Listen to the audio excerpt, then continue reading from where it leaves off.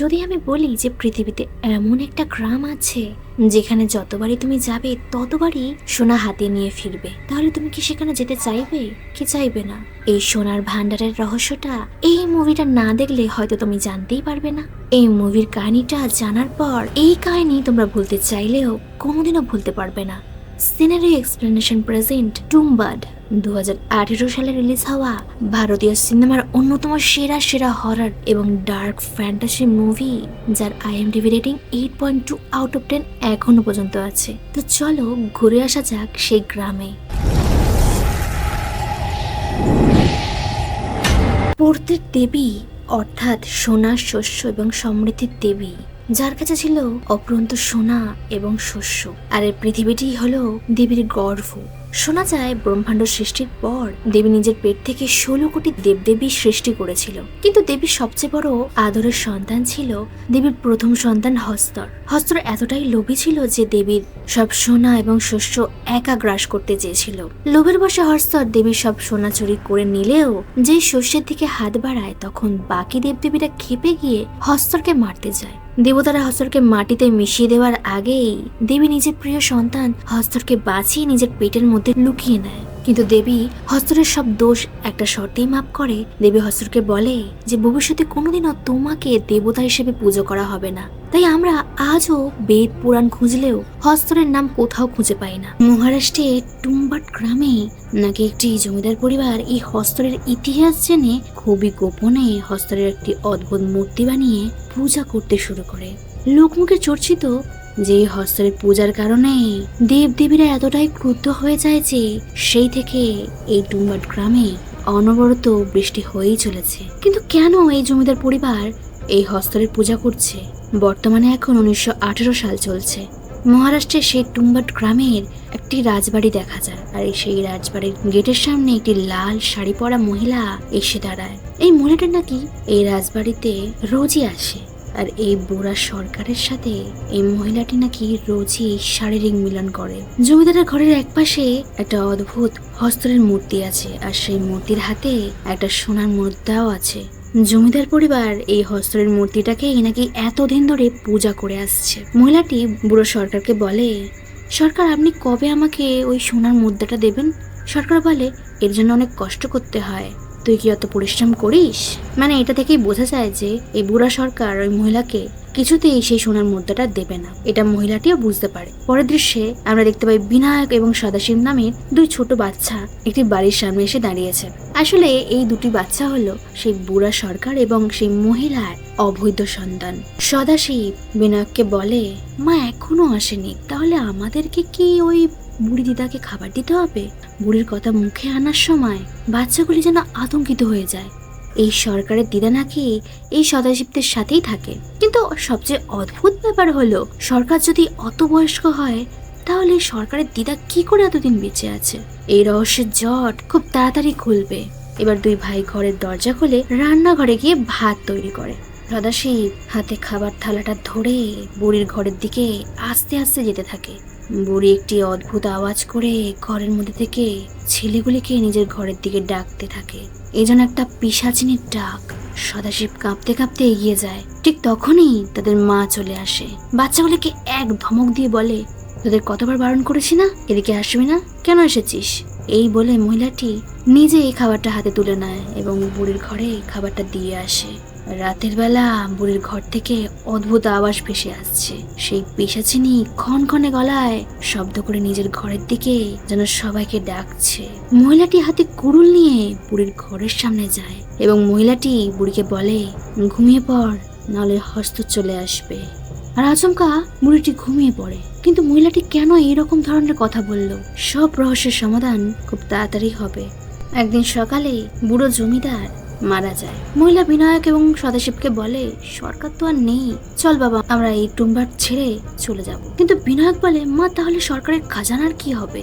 আসলে এই সরকার হস্তরের খাজানার সন্ধান তো পেয়েছিল, কিন্তু কাউকে কোনোদিনও বলেনি। আর এই মহিলা সেই হস্তরের খাজানার সোনার মুদ্রা পাওয়ার জন্য বারবার সরকারি বাড়ি যেত, কিন্তু শেষ মুহূর্তে সরকার এই মহিলাকে কিছু বলেই গেল না। তাই জন্য এই মহিলা তার দুই ছেলেকে নিয়ে এখান থেকে চলে যেতে চেয়েছিল। এইসব কথা চলাকালীন হঠাৎ সদাশিব গাছ থেকে পড়ে যায় এবং জখম হয়ে পড়ে। মহিলা সদাশিবকে কোলে নিয়ে ডাক্তারের কাছে নিয়ে যাওয়ার জন্য গরুর গাড়িতে উঠে পড়ে এবং বেরিয়ে যাওয়ার আগে বিনায়ককে বলে, আজ তোকেই বুড়িকে খাওয়াতে হবে, সাবধান, যদি কোনো বিপদ দেখিস তাহলে বুড়িকে বলবি শুয়ে পড়, নাহলে হস্তার চলে আসবে। বিনায়কের মা তো চলে যায়।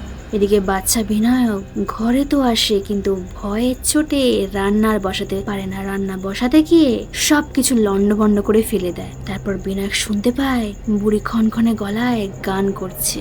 বিনায়ক যেন এক ঘোরের বসে বুড়ির ঘরের দরজার সামনে আস্তে আস্তে এগিয়ে যায়। বুড়ি বলে, কিরে ছেলে, ভিতরে আয়। বিনায়ক এই প্রথম দরজা খুলে ঘরে ঢুকে দেখে যে এক বিভৎস পিশাচিনীর রূপে একটি বুড়ি বসে আছে, যে কেউ দেখলে তার হাড় হিম হয়ে যাবে। বিনায়ক মায়ের কাছ থেকে শুনেছিল এই সরকারের খাজানার ভান্ডারের খোঁজ এই বুড়িও নাকি জানে। তাই বিনায়ক বুড়িকে বলে, দিদা, সরকারের খাজানা কোথায় আছে? যদি তুমি বলো তাহলে তোমায় আজকে আমি খাবার দেবো। মানে এই ছেলের সাহসের থেকে লোভই বেশি দেখছি। বুড়ি একটু হেসে বলে, তুই যদি আমাকে খাবার না দিস তাহলে তোকেই আজকে খাবো। ব্যাস, এই কথা শুনে বিনায়ক তো ভয়ে ঘর ছেড়ে বেরিয়ে আসে। কিন্তু বিনায়ক ভুল করে বুড়ির ঘরের শিকল লাগাতে ভুলে যায়। বিনায়ক মনে করার চেষ্টা করে, বিপদে পড়লে মা কি যেন একটা বলেছিল, ঘুমিয়ে পর হরিণ চলে আসবে, না না না অজগর চলে আসবে, না না হাতি। এইসব ভাবনা চিন্তা করতে করতে এদিকে বুড়ি বিনায়কের কাছে চলে আসে এবং বিনায়কের পায়ে শিকল লাগিয়ে বিনায়ককে টানতে টানতে সেই ঘরের দিকে নিয়ে যেতে থাকে। বিনায়ক তো চিৎকার করে কাঁদতে থাকে। বিনায়কের কিছুতেই মনে পড়ছে না তার মা কি বলেছিল। বুড়ি বিনায়কের মুন্ডুটা ধরে ধর থেকে আলাদা করতেই যাবে, তখন বিনায়ক বুড়িকে চিৎকার করে বলে ওঠে, দিদা ঘুমিয়ে পড়ো, না হলে হস্তর চলে আসবে। ব্যাস, বুড়ির সঙ্গে সঙ্গে ঘুমিয়ে পড়ে। তারপর বিনায়কের মা চলে আসে। বিনায়কের মা বিনায়ককে বলে, তোর ভাই আর বেঁচে নেই। সদাশিবের শেষকৃত্য সম্পন্ন করে মহিলা তার ছেলে বিনায়ককে নিয়ে নৌকায় উঠে পড়ে। কিন্তু বিনায়ক মাকে বলে, মা, সরকারের খাজানার কথা ওই বুড়ি জানে, চলো বুড়ির হাত পা বেঁধে রেখে ওর কাছ থেকে ওই খাজানার খবর আমরা বার করব। কিন্তু দুদিন খাবার না দিলে বুড়ি ঠিক সব কথা বলে দেবে, আর ওই খাজানা পেলে আমাদের তো আর কোনো কষ্ট থাকবে না। মহিলা বিনায়ককে একটা মুদ্রা হাতে দিয়ে বলে, আমার দিব্যি, তুই আর কোনোদিনও এই টুম্বারে আসবি না, আমায় কথা দে। কিন্তু বিনায়ক তো কথা শুনতেই চায় না। কিন্তু বারবার মায়ের বারণ করার পর বিনায়ক মাকে কথা দেয় যে সে আর টুম্বারে আসবে না। এখন 20 বছর কেটে গেছে। বিনায়কের মাও এখন বেঁচে নেই। বিনায়ক তার মায়ের কথা আর রাখতে পারে না। বিনায়ক সেই টুম্বারে খাজানার লোভে চলে আসে। বিনায়ক তাদের সেই ঘরে যায়। চারিদিকে জঙ্গলে পরিণত হয়েছে, কিন্তু অদ্ভুত ব্যাপার হলো বুড়ি এখনো বেঁচে আছে। লোভী বিনায়ক বুড়িকে বলে, দিদা, সরকারের খাজানাটা কোথায় আছে বলো না। কিন্তু বুড়ি বলে, বাবা, ভুল করেও খাজানা খুঁজতে যাস না, শেষ হয়ে যাবি, আর তোরা শুরু করিস না। কিন্তু লোভী বিনায়ক কিছুতেই ছাড়বে না। বিনায়ক বলে, দিদা, তুমি যদি খাজানার খবর দাও তাহলে তুমি যা চাও আমি তোমাকে তাই দেব। বুড়ি বলে, আমার কিচ্ছু চাই না, তুই শুধু আমাকে মুক্তি দে। বুড়ির কথা মতো বিনায়ক খাজানা খুঁজতে দিনের পর দিন কুয়ো খুঁড়তে থাকে। প্রায় অনেক বছর কেটে যায়। অনেকটা গভীরভাবে খোঁড়ার পর বিনায়ক অবশেষে দেবীর গর্ভের সুড়ঙ্গ খুঁজে পায়। মানে এখানেই এই সোনার ভান্ডার আছে। বিনায়ক বুড়িকে বলে, দিদা, এখনো সময় আছে, ভেবে দেখো কি করবে, সোনার মুদ্রা নেবে? বুড়ি বলে, না না, তুই তাড়াতাড়ি আমাকে পুড়িয়ে দে। আর বিনায়ক বুড়িকে পুড়িয়ে দেয়। এখন আমরা পুনে শহরকে দেখতে পাই। বিনায়ক নিজের বাড়ি ফিরে এসেছে এবং বিনায়ক রাঘব নামের এক ব্যবসায়ীর কাছে একটা সোনার মুদ্রা ভাঙিয়ে টাকা নেয়। দিনের পর দিন কাটতে থাকে। বিনায়ক টুম্বারে যায় আর সোনার মুদ্রা নিয়ে আসে, আর এই রাঘবের কাছে সেই সোনার মুদ্রাটি ভাঙিয়ে ধীরে ধীরে বড়লোক হয়ে উঠতে থাকে। রাঘবের কিন্তু বিনায়কের উপর সন্দেহ হতে থাকে। রাঘব বিনায়ককে জিজ্ঞাসা করে, তুমি কি কাউকে খুন করে এই মুদ্রাগুলি নিয়ে আসো? সত্যি কথা বলো তো। কিন্তু বিনায়ক খাজানার কথা কিছুতেই কাউকে বলে না, রহস্যটা রহস্যই রাখে। রাঘবের আফিমের ব্যবসা ছিল, তাই এক ব্রিটিশ সার্জেন্ট কুপার রাঘবের কাছে এসে রাঘবকে বলে, আফিমের লাইসেন্স ও ব্যবসা চালিয়ে যেতে হলে তোমাকে আমায় অনেক টাকা দিতে হবে, আর যদি না দিতে পারো তাহলে তোমার ব্যবসার লাঠি তুলে দেবো। রাঘব তো চাপে পড়ে যায়। রাঘব যদি অনেক সোনার মুদ্রা পেয়ে যায়, সেই সোনার মুদ্রা দিয়ে সে ওই ব্রিটিশ পুলিশকে মোটা টাকা দিতে পারবে। বিনায়ক সোনার মুদ্রা কোথা থেকে নিয়ে আসে সেটা জানার জন্য রাঘবের যেন আগ্রহ আরো বেড়ে যায়। একদিন রাঘব বিনায়কের বাড়ি আসে। রাঘব বিনায়ককে বলে, তোমার ব্যবসাটা বড় হচ্ছে, এত টাকার লেনদেন হচ্ছে, তুমি হিসাব রাখছো তো? আমাকে তোমার বিজনেস পার্টনার বানিয়ে নাও। তাহলে তোমার দায়িত্বও কমে যাবে আর লাভও বেশি হবে। বিনায়ক রাঘবকে বলে, এত দায়িত্ব তোমায় সামলাতে হবে না, তুমি হিসেব রাখো না, আর আমি আমার ব্যবসা চালানোর জন্য মনে ঠিকই সাহস রাখবো। রাঘব এমন কথা শুনে বিনায়কের বাড়ি থেকে বেরিয়ে যায়। বিনায়কের এখন জীবনের দুটো কাজ, একটা হলো খাজানার ভান্ডার থেকে সোনার মুদ্রা নিয়ে আসা, আর 2 নম্বর হলো নেশা করে বাইজিখানের টাকা ওড়ানো। কিছুদিন কেটে যাওয়ার পর বিনায়কের একটি ছেলে হয়, কিন্তু ছেলেটা একটু বিকলাঙ্গ হয়। এখন বিনায়ক রীতিমতো জমিদার হয়ে উঠেছে। রাঘব জানতো যে বিনায়কের মেয়েদের প্রতি একটু আসক্তি আছে। একদিন রাঘব একটা মেয়েকে বিনায়কের কাছে কাজের মেয়ে সাজিয়ে বিক্রি করে দেয়, কিন্তু মেয়েটা বিনায়ককে নিজের দিকে আকর্ষণ করে রাতের বেলা বিনায়ককে নিজের ঘরে ডাকে। বিনায়ক মেয়েটির কাছে যায়। মেয়েটি বিনায়ককে বলে, আপনি কি জানেন রাঘব আপনার গোপন সম্পদের খোঁজে টুম্বাদে যাওয়ার পরিকল্পনা করছে, তাই তো আমাকে খবর নেওয়ার জন্য আপনার কাছে বিক্রি করেছে। বিনায়ক এই কথা শুনে একেবারে সতর্ক হয়ে যায়। একদিন রাঘব চুপি চুপি বিনায়কের পিছু করে এবং টুম্বাদে গিয়ে পৌঁছায়। সেই রাজবাড়ির সামনে যায়, তো বিনায়ক বুঝে যায় রাঘব এখানে চলে এসেছে। তাই বিনায়ক ইচ্ছা করে রাঘবকে দেখিয়ে কুয়োয় নামে এবং কিছু ঘন্টা পরে উঠে আসে এবং হাতে করে সোনার মুদ্রা ঘুরিয়ে ঘুরিয়ে দেখতে থাকে। এই পুরো ঘটনাটা আড়াল থেকে রাঘব খেয়াল করছিল। আর কিছুক্ষণ পর রাঘব সোনার মুদ্রার লোভে কুয়োতে নামে এবং দেবীর গর্ভের সুড়ঙ্গের দরজা খুঁজে পায়। দরজাটি খোলে এবং দড়ি দিয়ে নিচে নাবতে গিয়ে টাল সামলাতে না পেরে নিচে পড়ে যায়। এবার এখানে আসল রহস্যের জট খুলবে। রাঘব হ্যারিকেনের আলোয় দেখে চারিদিকটা লাল হয়ে আছে, ঠিক যেন জীবন্ত জায়গা লাগছে, সবকিছু যেন কাঁপছে। কোনো মায়ের গর্ভের মধ্যে যেন রাঘব আটকে পড়েছে। রাঘব একটি ক্যান দেখতে পায়। সোনার মুদ্রার লোভে রাঘব ক্যানটা খুলতে দেখতে পায় একটা আটার পুতুল। রাঘব পুতুলটাকে নিয়ে দেখতেই যাবে, হঠাৎ রাঘবের ওপর কিছু একটা আক্রমণ করে দেয়। দৃশ্য পরিবর্তন হয়। কিছুক্ষণ পর বিনায়ক নিচে এসে দেখে রাঘব পুরো দেওয়ালের সাথে মিশে গেছে। বিনায়কের দিদা যেমন গোঙানির স্বরে বিনায়ককে ডাকতো, রাঘবও সেরকম ভাবে বিনায়ককে কিছু একটি বলার চেষ্টা করছে।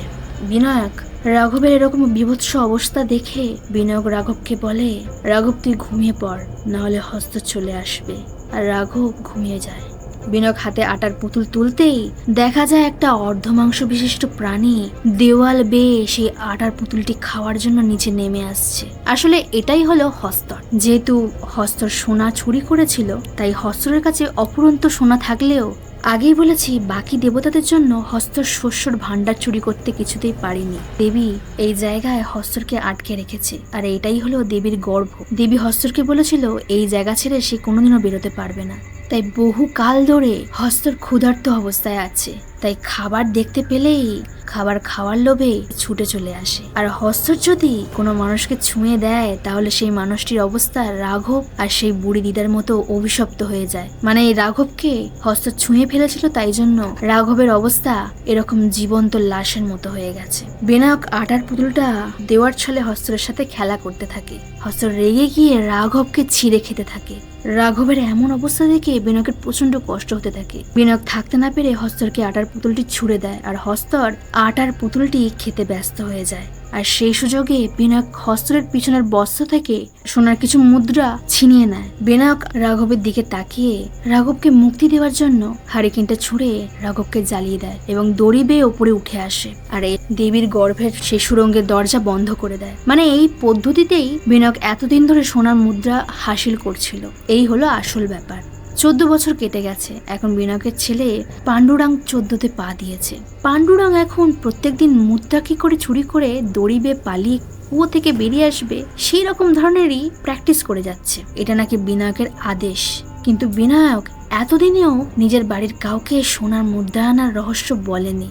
এখন বিনায়কের বয়স হয়েছে। বিনায়ক আগের মতো আর তাড়াতাড়ি দড়ি বেয়ে ওঠানামা করতে পারে না। বিনায়ক নেশায় আচ্ছন্ন হয়ে পড়ে থাকে। বিনায়ক এখন সেই কাজের মেয়েটিকে এখন রক্ষিতা হিসেবে রেখে দিয়েছে। বিনায়কের জমানো পুঁজি আস্তে আস্তে শেষ হতে চলেছে। তাই জন্য একদিন বিনায়ক ছেলেকে নিয়ে টুম্বাতে যাওয়ার জন্য বেরিয়ে পড়ে। ছেলে পাণ্ডুরাং বিনায়ককে বলে, বাবা টুম্বাতে কি আছে? বিনায়ক বলে, হস্তরের খাজানার ভান্ডার। আর হস্তর যদি তোকে ছুঁয়ে দেয়, তাহলে তুই দিদার মতো অমর হয়ে যাবি। তুই কি এমন জীবন চাইবি? পাণ্ডু বলে, বাবা এমন জীবন কে না চায়। বিনায়ক বলে, এটা অভিশাপ রে। তুই খাজানার খবর জেনেও ভোগ করতে পারবি না, কিন্তু তোর সারা জীবনেও খিদে মিটবে না। এমনকি তুই মানুষকেও ধরে খেয়ে নিতে পারিস। সারা জীবন এমন হয়েই তোকে থাকতে হবে। এই কথাগুলো বলে তোকে ভয় পাওয়াচ্ছি না, হস্তরের সামনাসামনি হওয়ার জন্য তোকে প্রস্তুত করছি। বাবা ছেলে মিলে সেই রাজবাড়ির মধ্যে ঢুকে পড়ে। ছেলেকে আটার পুতুল কি করে তৈরি করতে হয় সেটাও শেখায়। বিনায়ক ছেলে পাণ্ডুকে নিয়ে সেই সুড়ঙ্গ বেয়ে ধীরে ধীরে নামে আর আটা দিয়ে এক গোল চক্র বানিয়ে নেয়। কারণ দেবী হস্তরকে যখন এখানে বন্দি বানিয়েছিল তখন আটার চক্র দিয়েই হস্তরকে শর্ত মানতে বাধ্য করেছিল। তাই জন্য এই আটার চক্রকে হস্তর ভয় পায়। হঠাৎ পাণ্ডু আটার পুতুলটা বার করে আর হস্তর নিচে নেমে আসে। আর এই হস্তরের রূপ দেখে পাণ্ডু তো ভয় পেয়ে যায়। আর হঠাৎ পাণ্ডু আটার চক্রের বাইরে টাল সামলাতে না পেরে পড়ে যায়। পাণ্ডুর হাতে আটার পুতুল দেখে হস্তর পাণ্ডুর দিকে ছুটে আসে আর বিনায়ক হস্তরের থেকে ছেলে পাণ্ডুকে বাঁচিয়ে নেয়। আটার পুতুলটি হস্তর খাওয়ার সময় পাণ্ডু সাহসের সাথে হস্তরের পিছন থেকে সোনা চুরি করে। তারপর বিনায়কের সাথে পাণ্ডু দড়ি বেয়ে উঠে আসে এবং বিনায়ক দরজা বন্ধ করে দেয়। এবার বিনায়ক আটার পুতুল নিচে নিয়ে যেতে কড়াকড়ি ভাবে পাণ্ডুকে বারণ করে দিয়েছিল, কিন্তু এই পাকা ছেলে হস্তরকে দেখার জন্য ইচ্ছা করে এমন কাজ করেছে। বিনায়ক তো ছেলের উপর রেগে যায়, কিন্তু সোনার মুদ্রা পাওয়ার পর বিনায়ক আর পাণ্ডু খুবই খুশি হয়। একদিন রাতে পাণ্ডু তার বাবার রক্ষিতাকে একটা সোনার মুদ্রা দেখিয়ে বলে, বাবার পরে আমি এখানে রাজ করব আর আমি বড় হয়ে গেলে তোমাকে বিয়ে করব। তোমাকে আমার খুব পছন্দ। মেয়েটা বলে, তোর বয়স কত যে তুই এরকম কথা বলছিস? পাণ্ডুর হাতে থাকা সেই সোনার মুদ্রাটি পাণ্ডু তার বাবার রক্ষিতাকে দেয়। সোনা দেখে নির্লজ্জ মেয়েটি পাণ্ডুর দিকে এগিয়ে আসে। একদিন বিনায়ক তার রক্ষিতার হাতে একটা সোনার মুদ্রা দেখে জানতে পারে এটা পাণ্ডুর কাজ। বিনায়ক বুঝে যায় যে তার গুণধর ছেলে তার রক্ষিতার সাথে সম্পর্ক করতে চাইছে। আর বাবার থেকে ছেলে এক কাঠি উপরে। বিনায়ক রেগে গিয়ে ছেলে পাণ্ডুকে ধরে প্রচন্ড মারধর করতে থাকে। পাণ্ডু তার বিনায়ককে বলে, বাবা আমরা যদি অনেকগুলো আটার পুতুল নিয়ে যাই, হস্তর একটা একটা করে খেতে থাকবে আর হস্তরের অনেক সময় লাগবে, আর সেই সুযোগে আমরা হস্তরের কাছ থেকে অনেক সোনা নিতে পারবো। এতে আমরা অনেক বড় লোক হয়ে যাব। বিনায়ক ভাবে আইডিয়াটা খারাপ নয়। বিনায়ক উল্লাসে হাসতে থাকে। বিনায়ক তার নিজের ছেলেকেই বাইজিখানায় নিয়ে চলে যায়। বাবা ছেলে মিলে মেয়েদের সাথে নাচানাচি করতে থাকে। কিন্তু এটাই যে বিনায়কের জীবনের শেষ মজা সেটা বিনায়ক টেরও পায় না। বাবা আর ছেলে মিলে অনেক আটার পুতুল বানায়, সুড়ঙ্গ ধরে দেবীর গর্ভে গিয়ে পৌঁছায়। পাণ্ডু এক এক করে সব আটার পুতুলগুলোকে বার করতে থাকে, কিন্তু বিনায়ক দেখে যতগুলো আটার পুতুল বার করা হয়েছে তার থেকেও বেশি এক ঝাঁক হস্তর আটার পুতুলগুলি খাওয়ার জন্য নিচে নেমে আসছে। বিনায়ক বুঝে যায় যে তারা কি মহাভুল করেছে। বিনায়ক একটা আটার পুতুল ছুড়ে দিতেই প্রত্যেকটা হস্তর সেই আটার পুতুলটি খাওয়ার জন্য কাড়াকাড়ি করতে থাকে। এমন ভাবে কিছুক্ষণ কেটে যায়। বিনায়ক অনেক ভাবনা চিন্তা করার পর বিনায়ক শেষ পদক্ষেপ নিতে বাধ্য হয়। শুধুমাত্র ছেলেকে বাঁচানোর জন্য বিনায়ক নিজের গায়ে আটার পুতুলগুলি বেঁধে নেয়। পাণ্ডু বাবাকে এরকম কাজ করতে দেখে প্রচন্ড পরিমাণে কান্না করতে থাকে। বিনায়ক দড়ি বেয়ে উঠে যায় আর পিছু পিছু সেই এক ঝাঁক হস্তর সেই আটার পুতুল খাওয়ার লোভে উঠে যায়। কিছুক্ষণ পর সব শান্ত হয়ে যায়।